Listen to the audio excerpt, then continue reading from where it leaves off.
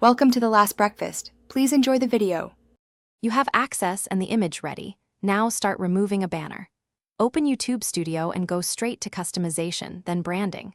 Once there, scroll to the banner image section and click Change or Remove. If Remove is grayed out, make sure you're signed into the channel owner account and not a delegated manager. You'll see a prompt asking to confirm deletion. Accept it to remove the current banner. Keep a copy of the old file in case you need to restore it later. Once the banner is removed, decide, replace or leave blank.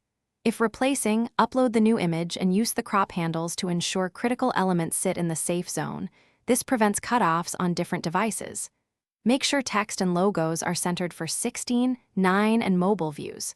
After adjusting, click Publish to save. If you removed without replacing, publish anyway so the change propagates. Note that cached views might still show the old banner for finalizing, publish, and then verify across devices.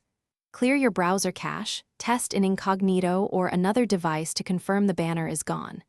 If the banner persists, sign out and back in, confirm channel ownership, and try a different browser or network to rule out CDN caching.